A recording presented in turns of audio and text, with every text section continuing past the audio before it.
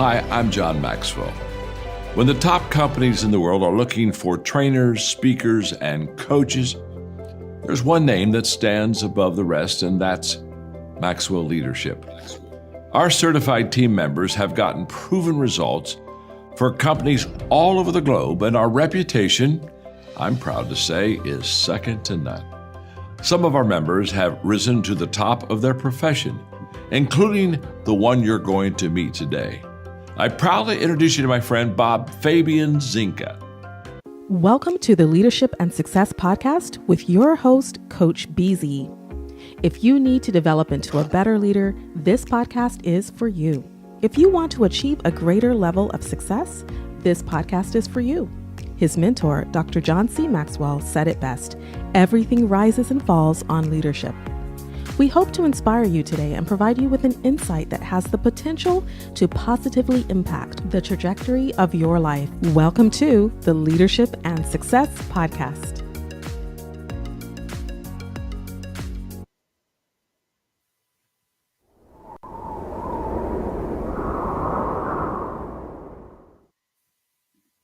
Imagine gaining the leadership skills that could redefine your career. Join Coach BZ on the Leadership and Success Podcast, where each episode delivers practical insights from world-class speakers, military leaders, and industry experts. We dive deep into what matters most: building resilient teams, leading through uncertainty, and navigating complexity with clarity and confidence. Every conversation is crafted for aspiring leaders like you who are ready to grow, lead, and make a lasting impact. Don't miss our powerful live sessions and recent highlights. Michelle Hayward on building diverse, high-performing technical teams. Ann Leslie on leading through global complexity and cybersecurity risk. Ron Carpenter AI exploring faith, resilience, and AI-powered leadership. Colonel Michelle G.I. Gardner-Ince on commanding influence from the battlefield to the boardroom. Chris Robinson on shifting from drift to drive in life and leadership. And Coach Enrique Acosta Gonzalez on mentorship, legacy, and heart-centered leadership. Ready to level up your leadership journey? Tune in on Spotify, Apple, Audible Podcasts, YouTube Live, and LinkedIn Live. Join the movement toward leadership excellence. Listen now and start transforming your success.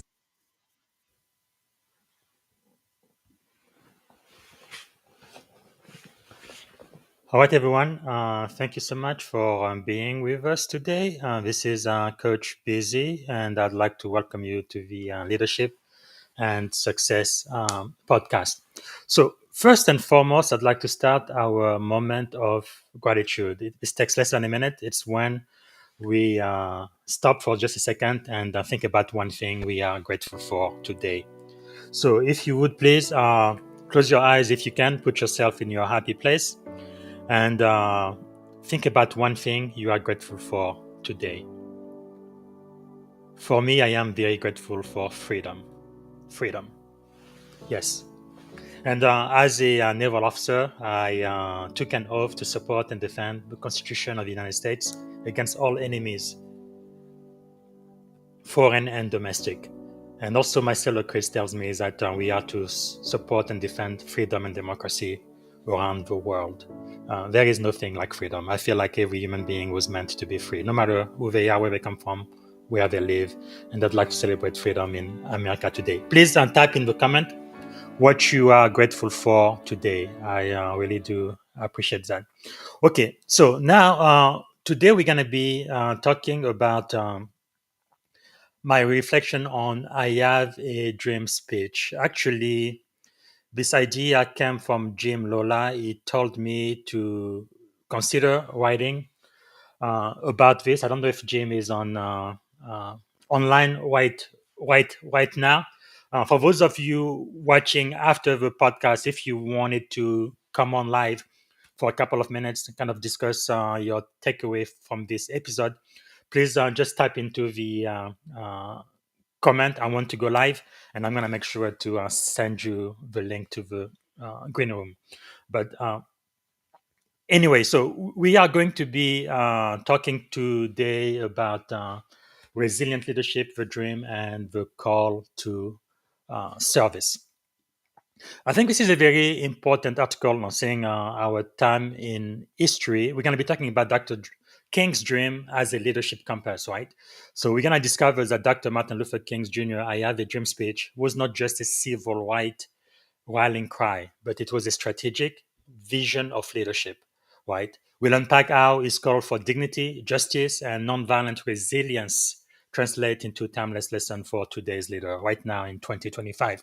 We're going to be talking about the historical context that shapes leadership as well, going back to 1619 when the first enslaved African arrived in Virginia, and explore why this history still matters today.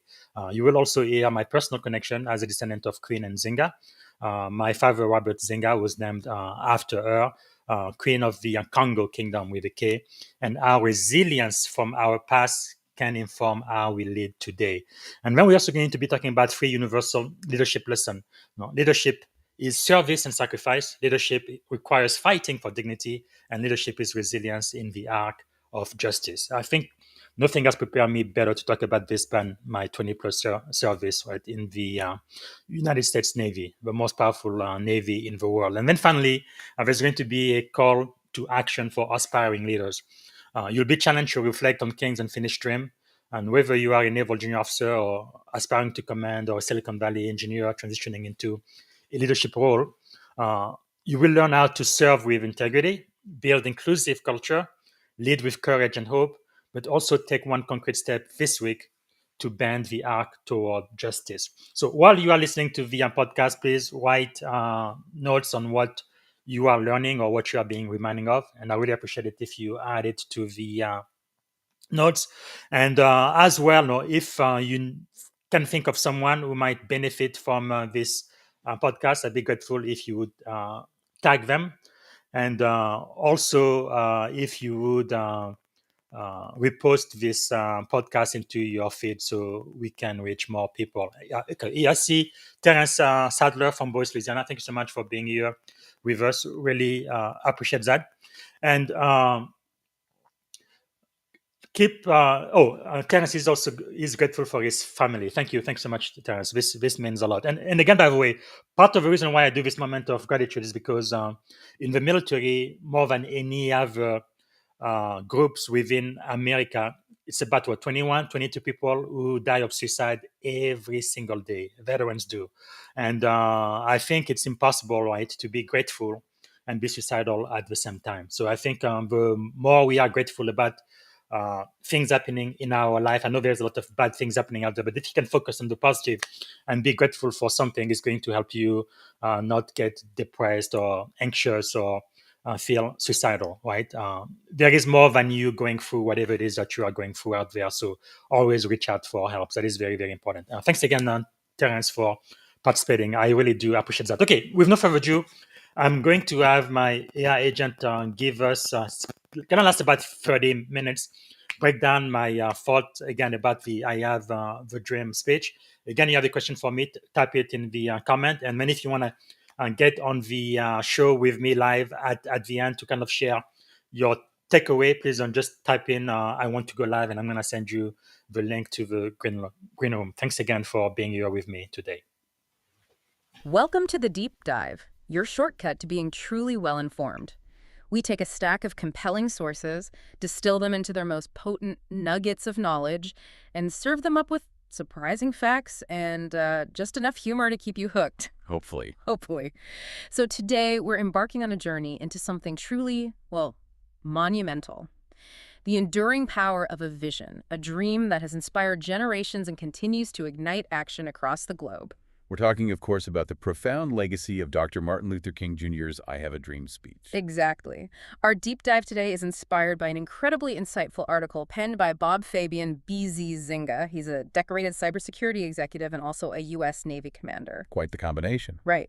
His powerful piece, titled Resilient Leadership, the Dream and the Call to Serve, brilliantly unpacks King's timeless message, but not just as, a historical artifact to admire from afar. No, he frames it as a practical, really actionable leadership manual for today's pretty complex world. Our mission in this deep dive is crystal clear. We're here to extract those universal, actionable leadership lessons embedded within King's historic words. We'll look at them through Zinga's unique and honestly incredibly powerful lens. A lens shaped by his own personal lineage and extensive professional experience. And our goal is to discover how these fundamental principles can profoundly shape you as a leader. It doesn't matter what field you're in, your industry, or your aspirations. Yeah, whether you're like Zinga mentions, a naval junior officer aspiring to command, or maybe a Silicon Valley engineer looking to grow into leadership, these insights are really for everyone. What's truly fascinating here, and what gives Zinga's article such resonance, is how he doesn't just reflect on King's speech from an academic distance, right? Not at all. He deeply weaves in his personal history, and it's quite a history, a lineage stretching back through centuries of struggle and resilience. He puts that alongside his extensive professional expertise in both military and tech leadership. And that blend gives such a fresh and deeply authentic perspective on what it truly means to lead with resilience, with unwavering purpose, and with, unshakable integrity in any environment. Exactly. We're going to explore his insights on how King's vision can genuinely serve as a strategic hope for modern leaders. It's presented as a tangible, active force to combat the often, frankly, daunting challenges of our time. That's precisely it. By the time we wrap up this deep dive, you'll walk away with more than just historical context. The aim is for you to gain practical tools and a renewed, maybe invigorated perspective on what impactful leadership truly looks like. You'll understand how courage, service, and resilience aren't just these sort of historical ideals or abstract concepts you find in textbooks. Right. Instead, you'll see them as truly essential, living attributes for navigating today's complexities, for inspiring your teams, and for making a real, lasting impact that goes beyond just your immediate professional goals. Let's hope so. Okay, let's unpack this monumental moment in history. Dr. Martin Luther King Jr.'s I Have a Dream speech. So it's a sweltering summer day, August 28th, 1963. He's standing before the Lincoln Memorial in Washington, D.C. An iconic setting. Totally. And King delivered what many, many people widely consider one of the most powerful and influential leadership speeches in all of human history. It was truly a moment etched into the conscience of a nation. And the sheer scale of that moment, the audacity of it, you just can't overstate it. Yeah. He wasn't just talking to the, 250,000 people. So it's 150,000, yeah. Gathered for the march on Washington that day. Just a sea of humanity, all united by this common cause. But his address, delivered with such gravitas, such spiritual power, it just transcended that incredible crowd. It spoke directly to the conscience of an entire nation and really to the world. He was calling America to remember, wasn't he? To reckon with and ultimately to fulfill its foundational promise? Exactly. King masterfully used that powerful analogy of America's promissory note. He wasn't introducing totally new radical ideas. No, he reminded the nation of its sacred foundational creed, the words enshrined right at its birth. We hold these truths to be self-evident, that all men are created equal. But then, with just devastating clarity and undeniable moral authority, he called America to account, to actually live up to those lofty foundational words. Yeah, he pointed out the stark, the painful, often brutal gap between that grand ideal and the lived reality for Black Americans who were just systematically denied the very equality and freedom promised in the nation's founding documents. It was a powerful indictment, but delivered through the language of hope and aspiration. That's key. What's so significant here, and Zinga highlights this, is how King used those foundational American ideals, freedom, equality, justice, not to create new divisions, but actually to challenge the nation to be better, to become its most authentic self. Right. He didn't seek to tear down the core principles. He sought to fully realize them for everyone. And that strategy, appealing to fundamental, widely accepted values to drive profound social and political change, that's a critical lesson for any leader. It really makes you think, how do you, as a leader, appeal to the widely held values and the collective conscience of your community or your organization to inspire genuine action and drive necessary, often difficult, change? King's genius lay in holding up that mirror, showing America its own reflection, both its aspirations and its failings, and urging it to courageously bridge that chasm between its stated principles and its lived practices. And that approach built such a broad coalition for change, didn't it? Precisely because it was rooted in shared American values, not just a narrow interest. Exactly. It wasn't just a cause. It was the American cause, framed that way. And to fully grasp the profound power and, frankly, the sheer audacity of King's dream, Zinga insists we need to place it in context, not just 1963, but in the long, dark shadow of history. Yeah, he specifically points back to August 20, 1619, a critical date often overlooked. That's when the first enslaved Africans arrived in Virginia, marking the beginning of just a brutal, centuries-long saga. To truly understand the dream, Zinga argues, we have to understand the nightmare it was born from, the centuries of dehumanization that came before it. 246 years, the institution of slavery was a system of just absolute, unrelenting dehumanization, denying Black people their freedom, their families, their dignity, their basic humanity. And even after emancipation, that promise of equality remained tragically out of reach. It was suffocated by Jim Crow laws, enforced segregation, and just deeply entrenched systemic racism. Yeah, it permeated everything: housing, education, voting rights, economic opportunity, everywhere. This pervasive, enduring context is absolutely crucial to appreciating the audacious hope and the profound courage embedded within King's vision. It wasn't just about changing laws on paper. No, it was about transforming a deeply ingrained societal structure built on centuries of injustice. And this weighty historical context, it isn't just academic for Bob Zinga. He carries it, not just intellectually, but as a living part of his identity. He shares that deeply personal connection. He reveals in his article that he's a direct descendant of Queen Nzinga of the Congo Kingdom. Right, the very region in what's now Angola where many of those first enslaved Africans originated. That's a lineage steeped in resistance and resilience. He states it so powerfully: I carry that history personally. But then he adds, importantly, yet I also carry its hope, that resilience, courage, and dignity can shape leaders who change the future. That really raises an important question for all of us as leaders, doesn't it? How does a leader's personal history, especially one rooted in deep historical struggle and injustice, how does that imbue their message with profound authenticity, with a powerful, almost spiritual sense of enduring purpose? It lends an undeniable weight, a kind of lived credibility to their vision, right? When their narrative is so intimately intertwined with the cause they champion. Exactly. It's not just a message they deliver from a stage. It's a legacy they embody. It's a deeply felt experience that resonates with the people they seek to inspire. It suggests that true leadership isn't just about strategy or tactics. It's often deeply personal, drawing strength from your own narrative, your own story. That's incredibly powerful.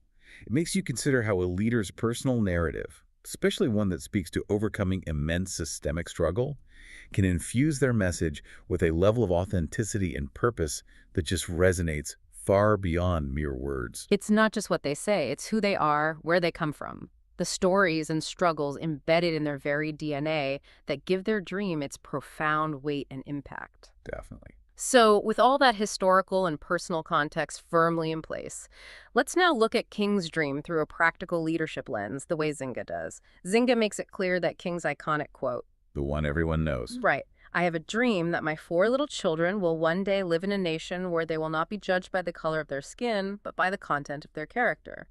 Zinga says that was far more than mere idealism or just a beautiful aspiration. Absolutely. Zinga asserts, quite strongly, that King's dream was not idealism, it was a leadership vision. And that shift in framing transforms the speech. It goes from being beautiful rhetoric to being a concrete framework for monumental change. A genuine, carefully considered strategy for societal transformation. He calls this strategic hope. And that concept distinguishes itself from just passive optimism. Strategic hope, in Zinga's view, is a vision that doesn't ignore hardship or the brutal realities of injustice. It sees them clearly. Right. But it acknowledges those challenges head-on and persistently, actively works towards a better future. It's grounded in an unwavering refusal to quit. It's hope deployed actively, like a leadership tool, not just passively wished for. It's the fuel that allows leaders to override that short-term discouragement for the long-term objective. Precisely.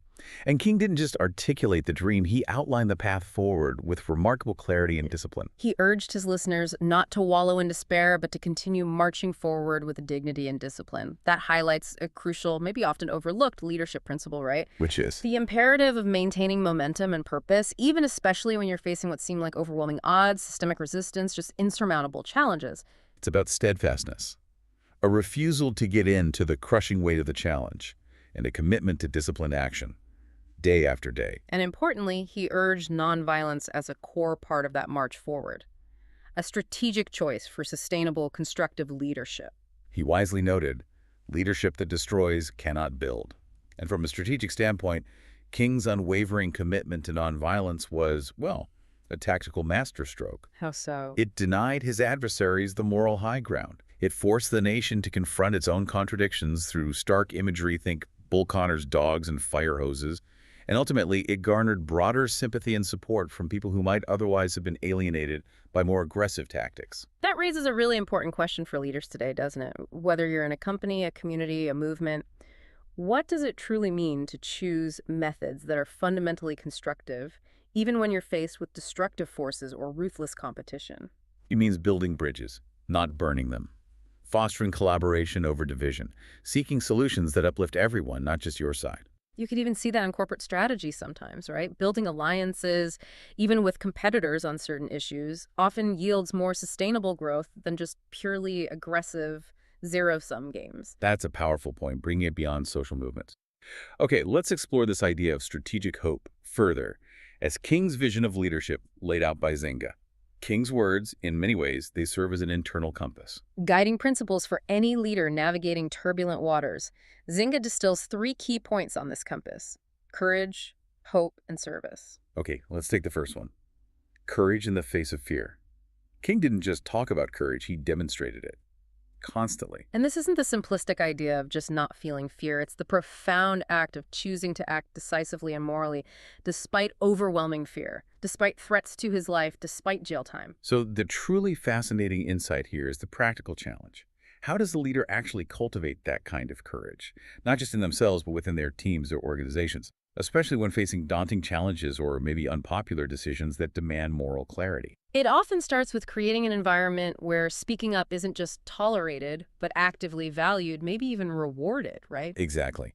Implementing accessible feedback channels, openly discussing past failures as learning opportunities, and maybe most crucially, leaders modeling vulnerability.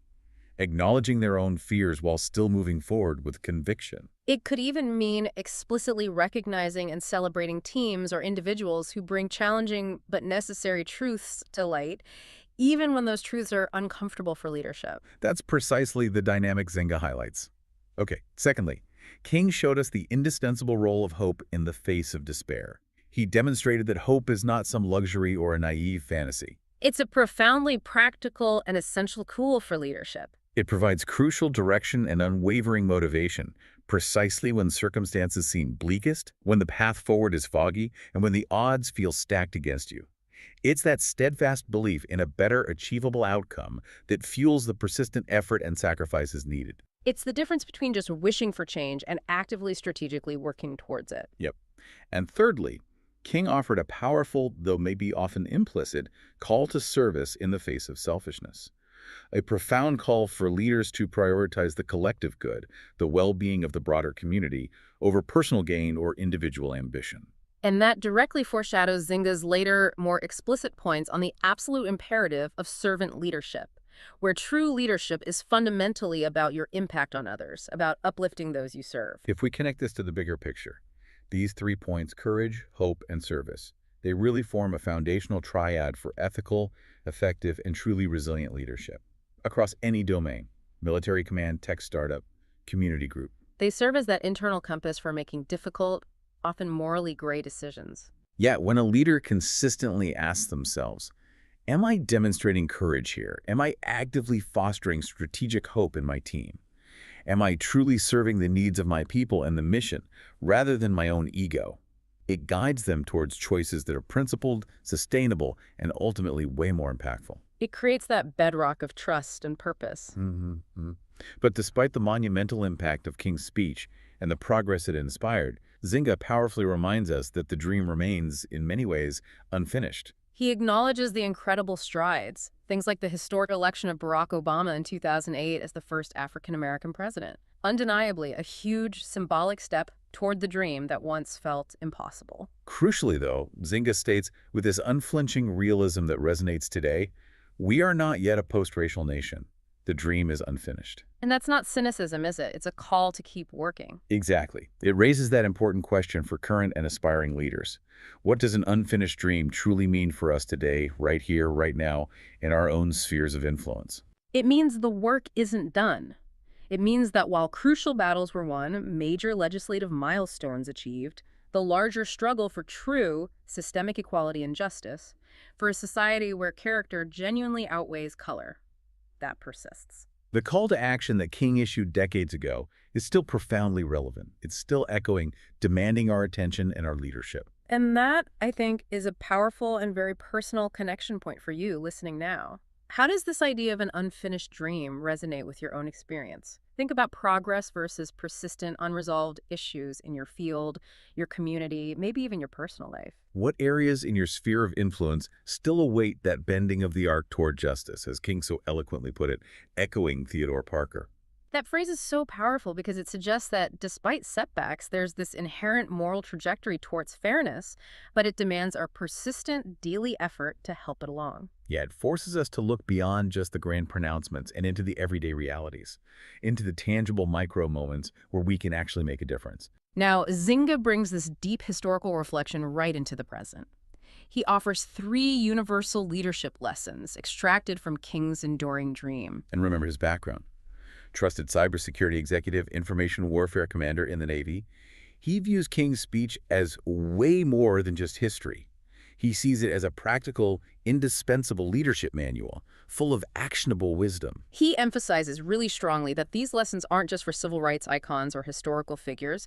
They are for anyone who aspires to lead effectively. From that naval junior officer aspiring to command to a Silicon Valley engineer seeking to grow into leadership, or, a community organizer, a team lead, a CEO. These are fundamental truths for anyone aiming to lead with purpose and impact. Okay, let's unpack these 3 universal lessons Zinga has distilled. Lesson 1. What? Leadership is service and sacrifice. King famously declared, "We cannot walk alone." Which has profound implications, right? Yep. It's not just about solidarity or mutual support.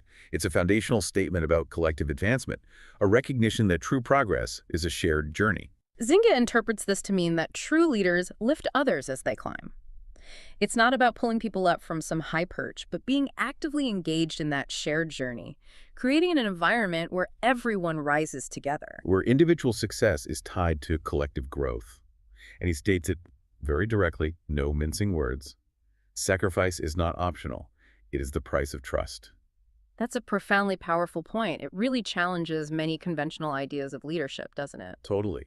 Giving of yourself your time, your comfort, maybe recognition, even professional resources that builds genuine loyalty and deep credibility. Because your team sees unequivocally that you are truly invested in their well-being and success, not just your own bottom line or career. I absolutely agree. Sacrifice builds trust. But, for many leaders under intense pressure, startup racing against time, military command facing threats, the idea of sacrificing personal comfort or even career advancement can feel, well, counterintuitive to survival or perceived success. That's the tension. So how does Zinga bridge that gap? The ideal of selfless service versus the pragmatic, sometimes brutal realities. He offers that practical coaching prompt, the EAT tip. Ask yourself daily, how am I serving my people before myself? That daily reflection forces leaders to consciously shift focus from their own agenda to the genuine needs of their team. What does that look like practically, beyond the abstract? It could be a manager maybe foregoing a promotion they deserve to develop a successor first, Yeah. or taking on less glamorous but essential tasks to clear the path for their team. Or simply spending more dedicated time really listening to and mentoring team members, understanding their challenges, their aspirations, not just dictating tasks. Those small, consistent acts build that trust over time. And Zinga deepens this lesson with powerful biblical context, grounding the principle of service in timeless wisdom that transcends any specific creed or profession. Yeah, he cites Matthew 23.11. The greatest among you will be your servant. That's a radical inversion of traditional power structures. And Mark 10.45 reinforces it. For even the Son of Man did not come to be served, but to serve, and to give his life as a ransom for many. Zinga presents these not just as religious texts, but as profound truths about human interaction and influence. The leadership insight is strikingly clear.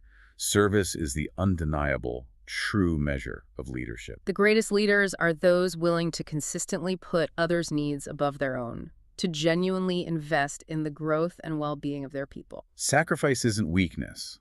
It's the crucible where trust is forged. It inspires profound loyalty because people inherently follow leaders who are demonstrably invested in their success and well-being, not just their performance metrics. It changes the dynamic from just a hierarchical transactional relationship to one of mutual support, respect, shared purpose. Exactly. So a practical coaching prompt for you, our listener, to maybe mull over this week. Where can you intentionally step into a servant leadership role today? Maybe in a way you haven't before. What personal comfort, convenience, maybe even a career opportunity might you thoughtfully need to sacrifice to truly show your team that their growth and success genuinely come first? It might seem small, but the long-term impact on trust and team cohesion could be immense. And if we extrapolate from this, think about the profound long-term impact of building a culture explicitly on servant leadership versus one driven solely by self-interest and individual ambition. What does that look like? A culture of service cultivates deep loyalty. It fosters psychological safety, where people feel secure enough to take risks, innovate, even admit mistakes without fear of blame. It instills a powerful shared sense of purpose. It inherently builds remarkable resilience within an organization, doesn't it? Because people feel supported, valued, genuinely cared for. They're far more likely to weather challenges together, adapt, and emerge stronger as a unit. It's a powerful engine for enduring success. Okay, moving to lesson 2, which is just so deeply resonant with King's entire mission. Leadership requires fighting for dignity. King, in his speech, he didn't ask or suggest. He demanded that America honor the dignity of every citizen. It wasn't a mere suggestion. It was presented as a fundamental, non-negotiable requirement for a just and equitable society, a prerequisite for peace and progress. And Zinga draws that powerful, deeply personal historical parallel here, connecting King's demand to his own lineage, he says. Queen Nzinga resisted the Portuguese for the same reason: dignity. Wow. That connection highlights the timeless and universal nature of this struggle for human worth. The fight for dignity isn't some modern invention. It's an ancient, ongoing human imperative, a fundamental need transcending cultures, eras, borders. It's an innate human right. And Zinga extends this crucial concept from that broad societal level right down to the nuts and bolts of everyday interactions within organizations. He says, leaders must be guardians of respect in every team and organization. So it's not enough to just preach dignity from on high. Leaders have to actively, consistently ensure it's upheld and protected in their daily environments. Every meeting, every conversation, every decision, it requires constant vigilance. And his practical tip: create environments where every voice matters. A diverse team is a stronger team. This isn't just a feel-good slogan or corporate jargon. No, it's a direct, tangible outcome of fighting for dignity. Fostering true psychological safety and genuine inclusivity directly affirms the worth and value of every single individual. It allows them to contribute their unique perspectives, their innovative ideas, their authentic selves without fear of judgment, marginalization, or dismissal. When people feel truly valued, their contributions just flourish. Zinga again reinforces this with profound biblical wisdom, emphasizing these deep historical and moral roots.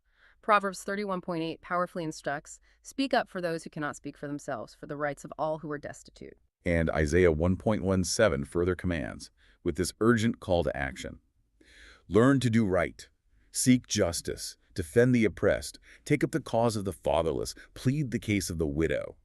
These aren't abstract concepts. They are direct mandates for empathetic, protective leadership. The leadership insight here is absolutely unambiguous. Dignity is not negotiable. Leaders must be, by definition, advocates for the voiceless. Fierce defenders of those whose worth is ignored, diminished, or actively challenged. Protecting and championing dignity isn't just the moral thing to do.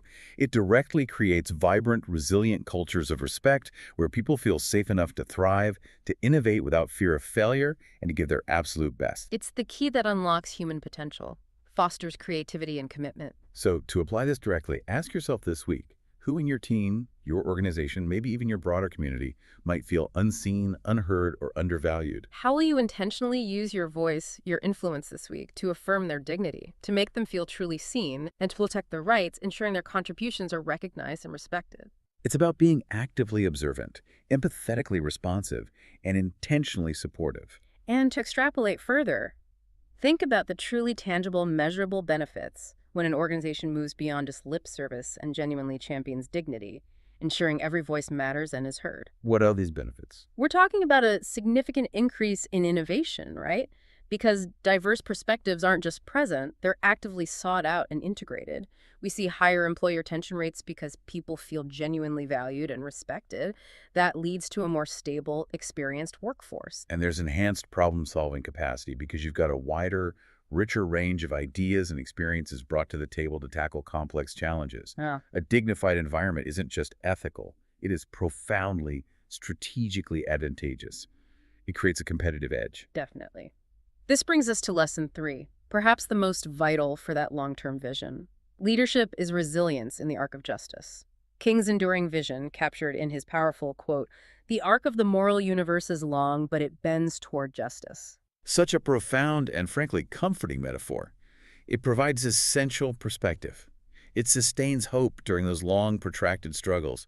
It reminds us progress isn't always linear or immediate or easily won. It's a journey, not a sprint. And Zinga connects this deep philosophical truth directly to the necessity of action. Progress requires resilience, the refusal to quit. He defines resilience not as just passive endurance of hardship. It's more active than that. Yes, it's an active, persistent, almost defiant pursuit of a vision, especially when the path is difficult, when setbacks mount, and when the goal seems distant. Leaders have to understand deeply that setbacks are an inevitable, integral part of any meaningful journey. They're not a sign of failure. It's about learning from them and relentlessly pressing forward. This means leaders must hold the long view while pressing forward daily. It's that delicate, crucial balance of visionary thinking, seeing the ultimate destination, the desired future state, with the practical, consistent, often gritty effort required each and every day to move incrementally toward that goal. You can't just dream. You have to do. You have to put in the consistent, disciplined work, even when that work feels mundane or unrewarding in the short term. It's about sustaining momentum through the long haul. He offers another vital sick tip, a kind of personal mantra for leaders. When the road is hard, repeat this truth: I will not give up. The dream is worth it. That's a powerful, almost meditative technique, isn't it, for leaders to internalize and then externalize that unwavering commitment, to articulate their steadfast purpose to motivate themselves and their teams. Especially when faced with adversity, discouragement, or seemingly insurmountable obstacles. It's a way to rekindle that flame of purpose. Once again, Zinga provides a powerful biblical foundation for this lesson on resilience, highlighting its universal and enduring nature. Galatians 6.9 states, with timeless wisdom, "Let us not become weary in doing good, for at the proper time we will reap a harvest if we do not give up." That powerfully frames enduring effort as an investment that will eventually yield results. And Joshua 1.9 offers profound encouragement that transcends any specific challenge. Be strong and courageous. Do not be afraid. Do not be discouraged, for the Lord your God will be with you wherever you go. That speaks to an inner strength and maybe an external support that underpins true resilience. The leadership insight here is unmistakably clear. Resilience is not just about bouncing back from difficulty. It's about persistent, unwavering forward motion in the face of difficulty and unwavering courage in the presence of fear. The journey of leadership, whether leading a company, a movement, a family, it's inherently long, often fraught with setbacks, resistance, criticism, moments of profound doubt. Resilient leaders keep pressing forward. They're grounded in that active, strategic hope, sustained by their profound sense of purpose, and driven by the unshakable belief that the effort is not only worthwhile, but absolutely essential for building a better future. It's the engine of enduring impact. So here's a coaching prompt for you to maybe reflect on. What is one area of your leadership where you currently feel worn down, where the road feels particularly hard and progress seems painfully slow? How can you intentionally reframe that challenge? Not as a dead end, but as a necessary, maybe even formative step toward the ultimate harvest, toward realizing your long-term vision. And crucially, what small daily practice will you adopt to consciously strengthen your resilience, and maybe that of your team? Transforming obstacles into opportunities for growth and adaptation. It's about finding that inner wellspring of determination and consistently drawing from it. And thinking about this broadly, how can leaders cultivate resilience not just individually as a personal trait, but systemically within their organizations? No. It's about building robust processes, fostering supportive, psychologically safe cultures, providing tangible resources, training, mentorship, maybe just permission to fail forward, things that prepare teams for those inevitable challenges and setbacks. It transforms them from being reactive to problems into being proactive, maybe even anti-fragile units that can turn obstacles into opportunities for collective growth and adaptation. Yeah. Creating a culture where perseverance is celebrated and learning from adversity is just ingrained in how things are done. Now, let's bring it all back to Bob Fabian B. Zinga himself. How does he embody these very principles he so eloquently extracts from King's speech? His professional background is incredibly multifaceted, dynamic. Yeah, he's a trusted cybersecurity executive, a distinguished information warfare military commander in the U.S. Navy, and a respected servant leadership coach. He effectively bridges worlds, doesn't he? Over 2 decades of extensive experience leading high-performance teams in both the high-stakes military and the fast-paced Silicon Valley environments. That unique background gives him an unparalleled ability to connect diverse fields and challenges, from protecting national security in the digital space to fostering innovation in the tech sector. Now, when we say information warfare commander, What does that entail? we're talking about someone leading teams in the crucial realm of cyber operations, intelligence, protecting national security in the digital domain, a field that absolutely demands courage, resilience, and strategic thinking. And he also has a significant community impact. Yeah. Serving on boards like the United Cybersecurity Alliance, the AZ Cyber Initiative, actively mentoring the next generation of diverse cybersecurity professionals. Equipping them not just with technical skills, but with the kind of leadership acumen we've been discussing. Zinga's personal leadership philosophy isn't just theoretical, it's deeply rooted in explicit, non-negotiable commitments he lives by. Like, Unwavering integrity and excellence, a commitment to learning daily, continuously, fostering flexibility, and taking full ownership, absolutely no blaming others, only responsibility. that's huge. A dedication to service and mentorship, always paying it forward, a relentless focus on execution, doing what he says he will do, and a passion for empowerment, actively growing people, developing future leaders. His mantra, speed to business results, combined with core values like service, leadership, excellence, honor, and growth. It really defined his comprehensive, action-oriented approach. And his stated purpose resonates so deeply with King's vision, to make cyberspace safer and inspire people to reach their highest potential. What's truly fascinating and inspiring here is how these explicit commitments and values guiding Zinga's daily work directly unequivocally align with the 3 leadership lessons he pulled from King's dream. It's not just theory for him. It shows a leader who actively embodies, through every decision and interaction, the very principles he advocates. It makes his message profoundly authentic and actionable. You could almost argue Zinga's strategic hope aligns closely with elements of, say, transformational leadership, where a leader inspires change through a compelling vision and personal conviction. But he adds that critical layer of unwavering perseverance, even when the vision seems distant.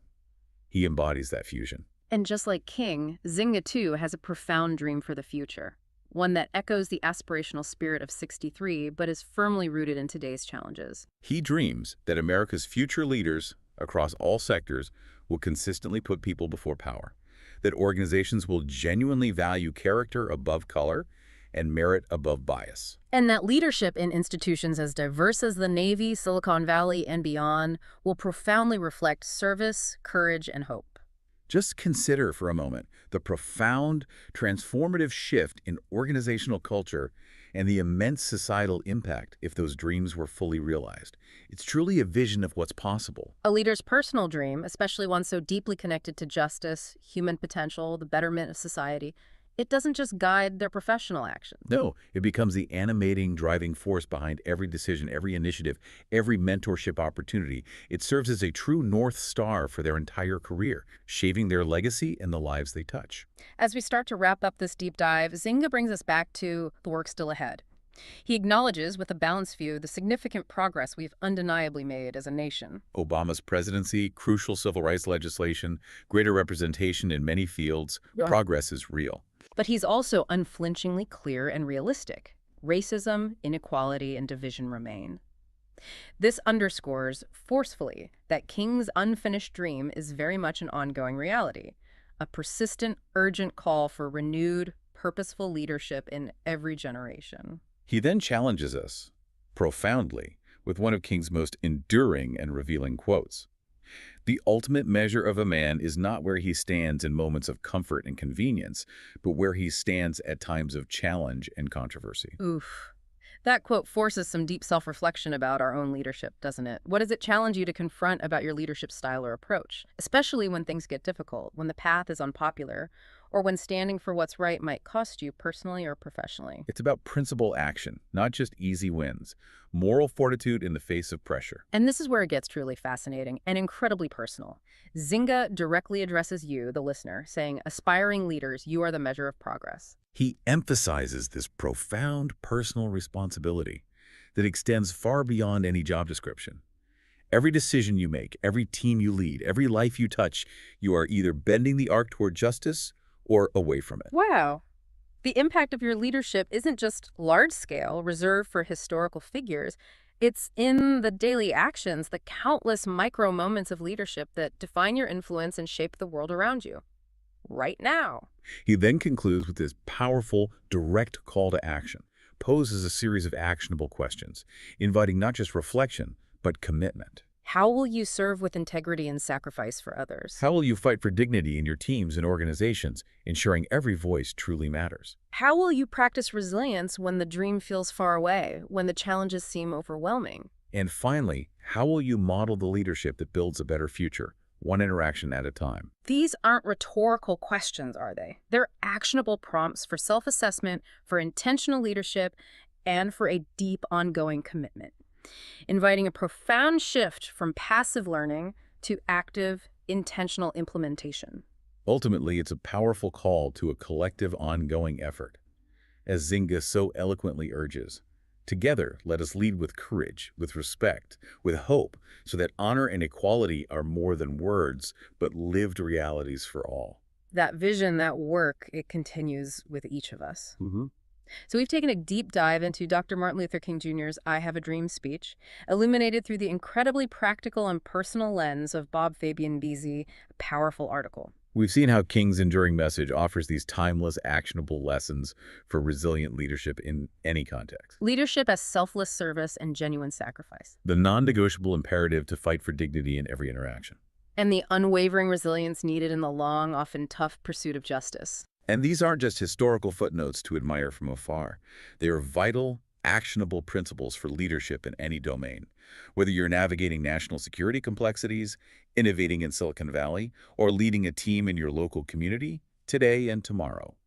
You haven't just heard about a speech. Hopefully you've gained a profound framework for understanding and enacting powerful, resilient, and truly impactful leadership in your own life and work. The dream may be unfinished, but the work is continuous. So consider this as you go about your week. If every single interaction you have as a leader, every decision, every word, every gesture is an opportunity to either bend the arc towards justice or maybe inadvertently away from it. What small, intentional action will you take tomorrow to ensure your influence always moves in the direction of King's profound, enduring vision? That's your challenge and your opportunity to write the next chapter of that unfinished dream.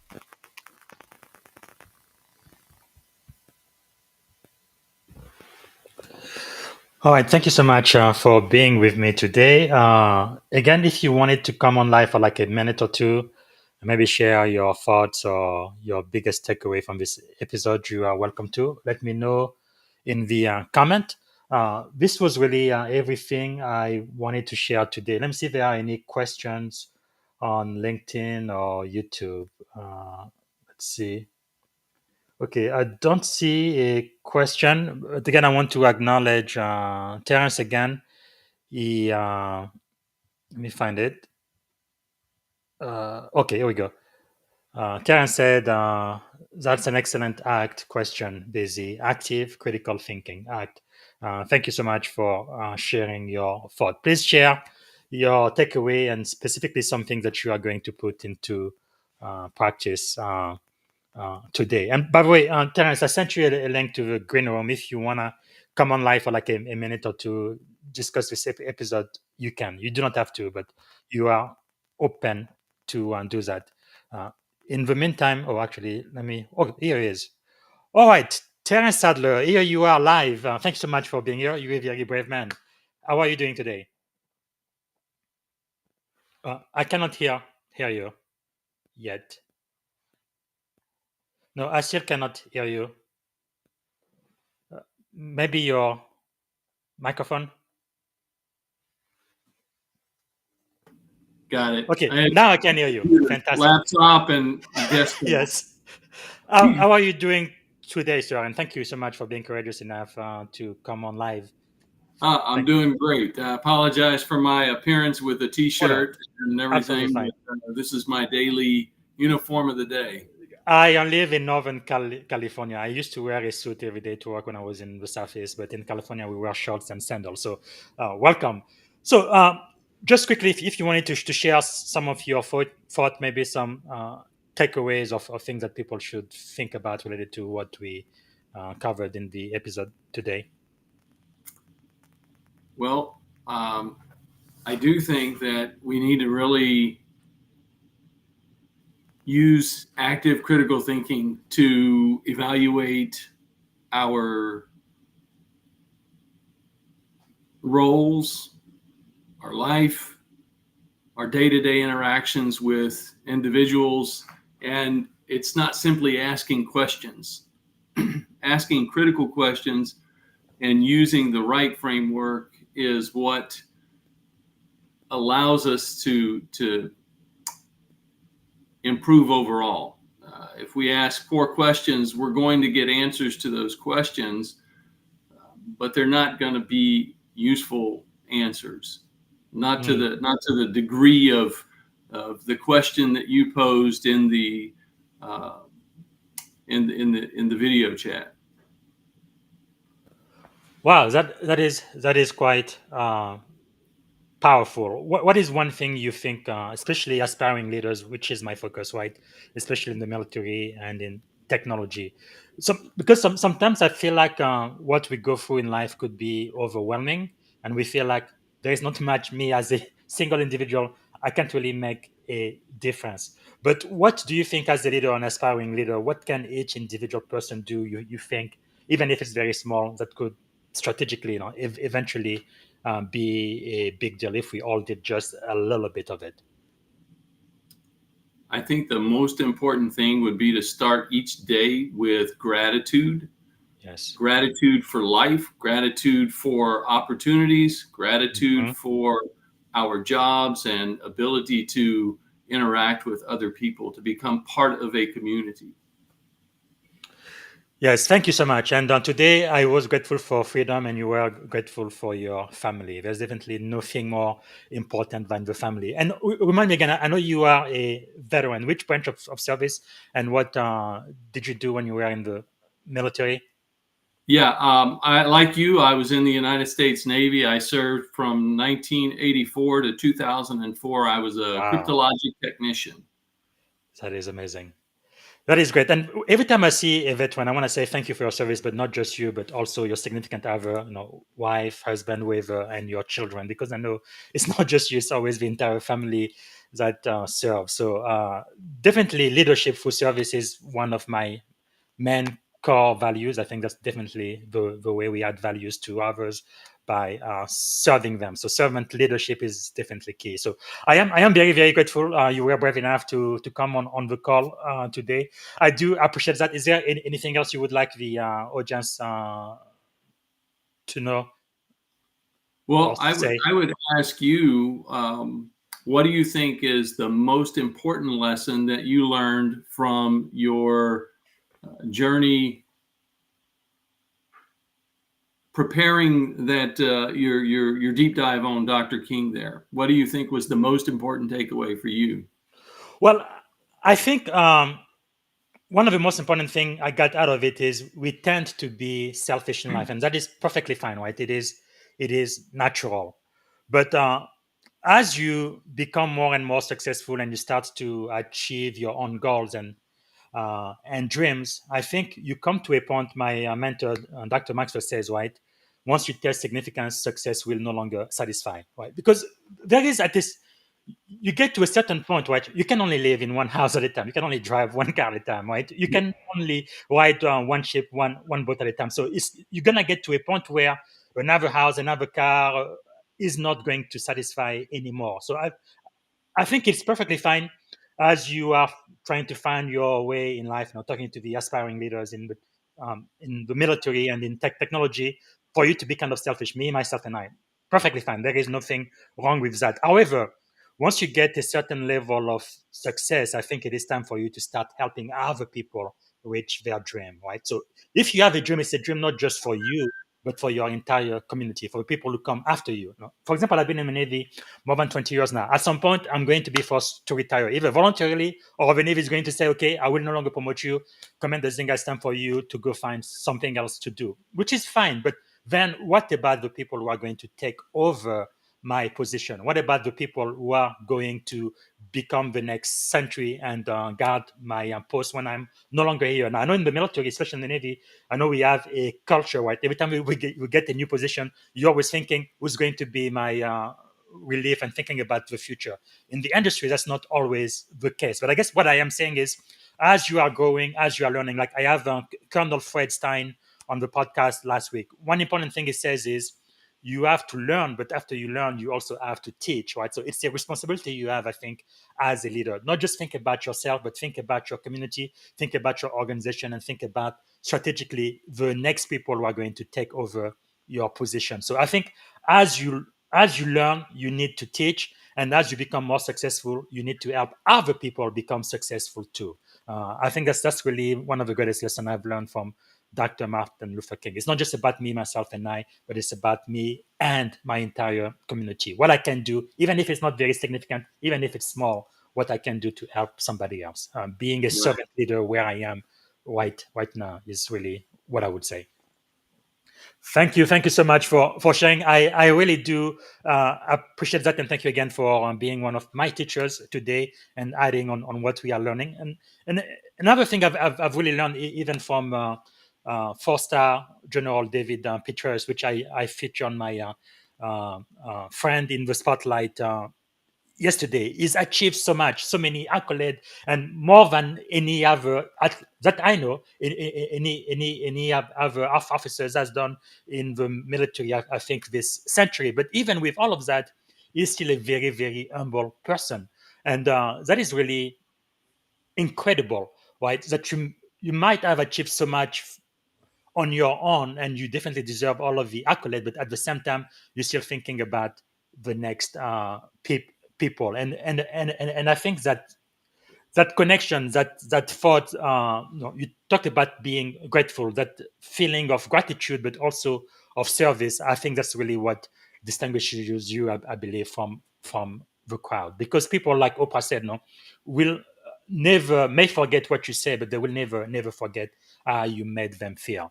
And your ability as the leader to make the least among us feel worthy, and that what they think matters, and that they are valuable to society, I think that really makes a world of difference. So, all right, thank you so much, Terence. I really do appreciate that. I'm gonna end the show by playing 5 minutes of the I have a dream speech. I think the greatest speech that's ever been spoken in leadership, I think, in our world. And after that, I'm gonna play I think about 4 minutes of yes we can. Again, it's not political or anything, but just something to inspire you to know that you and we can make the difference, right? If tomorrow is going to be better, it's going to be up to you and me. Martin Luther King did what he could when he was alive, and I think today the baton is up to us to do something that is going to make a difference, again, where we are in our industry, our society, our organization, and our community. And thanks again for being on the call, Terence. I really do. Thank you for having me. Okay. I have the pleasure to present to you Dr. Martin Luther King, Jr.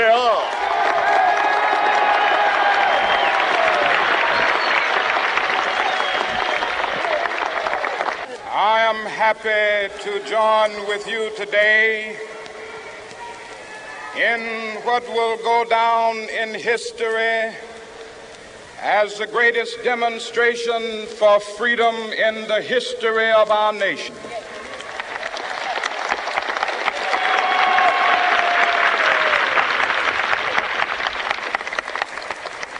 Five score years ago,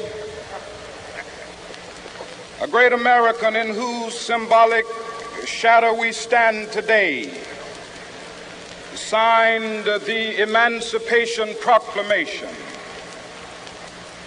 This momentous decree came as a great beacon light of hope to millions of Negro slaves who had been seared in the flames of withering injustice. It came as a joyous daybreak to end the long night of their captivity.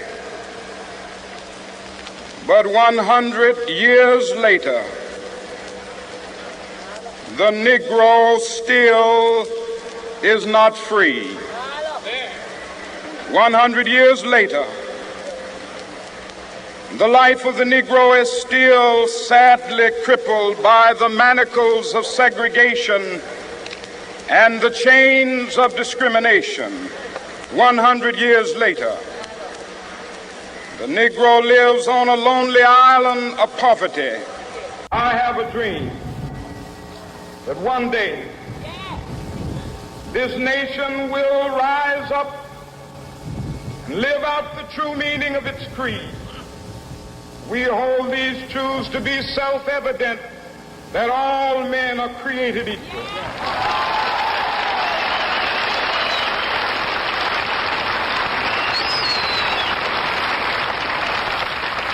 I have a dream that one day on the red hills of Georgia, sons of former slaves and the sons of former slave owners will they be able to sit down together at the table of brotherhood. I have a dream that one day, even the state of Mississippi, a state sweltering with the heat of injustice, sweltering with the heat of oppression, will be transformed into an oasis of freedom and justice. I have a dream. My 4 little children will one day live in a nation where they will not be judged by the color of their skin, but by the content of their character. I have a dream today.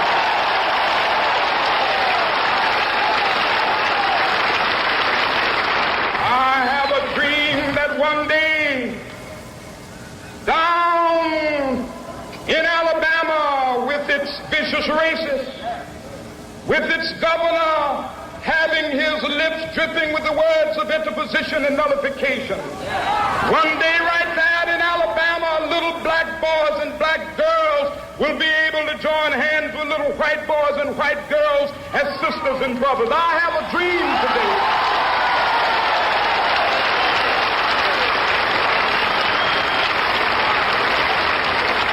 I have a dream that one day every valley shall be exalted, and every hill and mountain shall be made low. The rough places will be made plain, and the crooked places will be made straight, and the glory of the Lord shall be revealed, and all flesh shall see it together. This is our hope. This is the faith that I go back to the South with. With this faith, we will be able to hew out of the mountain of despair a stone of hope. With this faith, we will be able to transform the jangling discords of our nation into a beautiful symphony of brotherhood. With this faith, we will be able to work together, to pray together, to struggle together, to go to jail together, to stand up for freedom together, knowing that we will be free one day.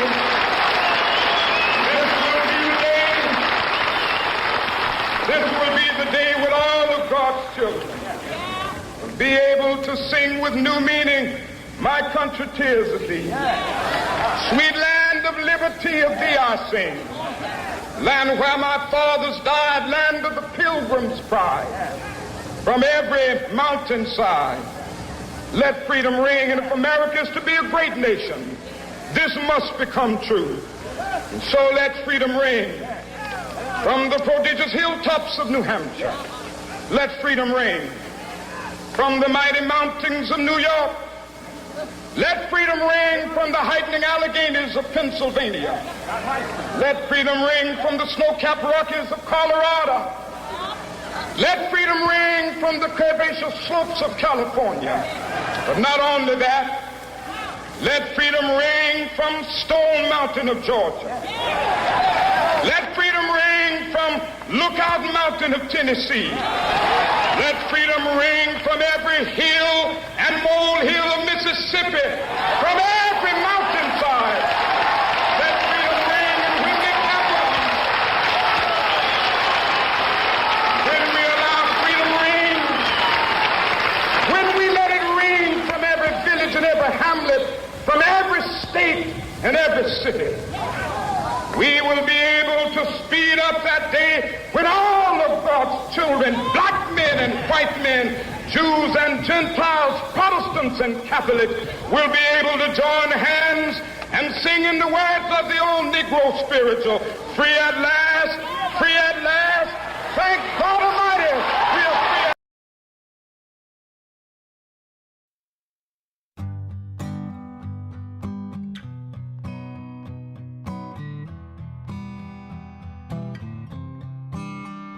It was a creed written into the founding documents that declared the destiny of a nation. Yes, we can. It was whispered by slaves and abolitionists as they blazed the trail toward freedom. Yes, we can. Yes, we can. It was sung. It was sung by immigrants as they struck out the distant shores of pioneers who pushed westward against unforgiving wilderness. Yes, we can. Yes, we can. It was the call of workers organized, women who reached for the ballots, a president who chose the moon as our new frontier, And the king who took us to the mountaintop and pointed the way to the promised land. Yes, we can to justice and equality. Yes, we can. Yes, we can. Yes, we can. Yes, we can. Yes, we can. Oh. Yes, we can. Yes, we can. Yes, we Oh, can. Yes, we can. yes, we can. Yes, we can. Oh, Yes, we can to opportunity and prosperity. Yes, we can to opportunity and prosperity. Yes, we can heal this nation. Heal this nation. Yes, we can repair this world. Repair this world. Yes, we can. Yes, we can. Yes, we can. Yes, we can. Yes, we can. I know you're holy. Yes, we can. Yes, we can. Yes, we can. Yes, we can. Yes, we can. Yes, we can. We know the battle ahead will be long. But always remember that no matter what obstacles stand in our way, nothing can stand in the way of the power of millions of voices calling for change. We want change. We want change. We want change. We have been told we cannot do this by a chorus of cynics. They will only grow louder and more disciplined. We've been asked to pause for a reality check. We've been warned against offering the people of this nation false hope. But in the unlikely story that is America, there's never been anything false about hope.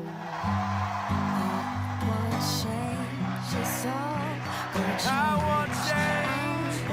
I want change. The hopes of the little girl who goes to the public school in Dillon are the same as the dreams of a boy who learns on the streets of L.A. We will remember that there's something happening in America. That we are not as divided as our politics suggest. That we are one people. We are one nation. And together we will begin the next great chapter in the American story with three words that will ring from coast to coast, from sea to shining sea. Yes, we can.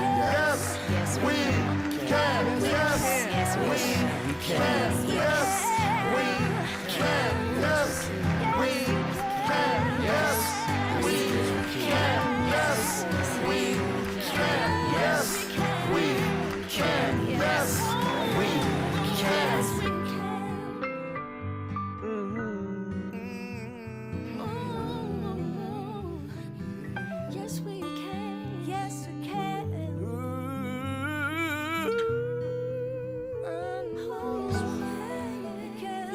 can.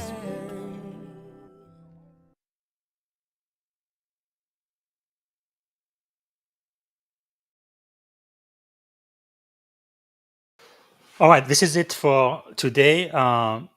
The last thought I'm going to leave with you as a military commander, I am willing to give my life for the dream that is America. You know, I was born in the Congo, Central Africa. I am French by culture and American by choice. I don't know of any other country that has a dream. I think America is the one and only country in the world that has a dream, the American dream. Nobody else uh, has a dream everywhere in the world. So America is definitely worth fighting for. And I remember the word of General Stephen Michael, US Army. He said, greatest on the planet, no other nation like it. America is a very special place. It all starts with that constitution of ours, written not because of where we were back then, but where we aspire to be. There is that aspiration. There is that hope. And I know America can be all that it can be. Like Abraham Lincoln said, right? A country of the people, a government of the people, for the people, and by the people. There is no other nation like it. It's not perfect, but I think we get better every single day, right? We progress toward that arc of justice for all of its citizens. So I want to be part of the solution, not of a problem. So the last thing I'm going to leave with you, you are a leader. And as an individual, I think you can make a difference, if not for the entire community, for the person to your right, for the person to your left. And as we do that and we add value to the people around us, I think we can make America a much better place, a place we all going to be so proud of. Okay, that's it. I'm going to be back here tomorrow. I think I'm going to have one more episode about I Have a Dream. This time, instead of being an hour like it is now, it's just going to be 10 minutes, a 10-minute summary that my AI agent are going to create. So meet me back here again tomorrow, 6:30 a.m. Pacific time and 9:30 Eastern time. So until then, have a wonderful day. Thank you for being here. Bye, everybody. This is Coach Busy. Thanks for watching. Until next time, don't forget to like, comment, and share.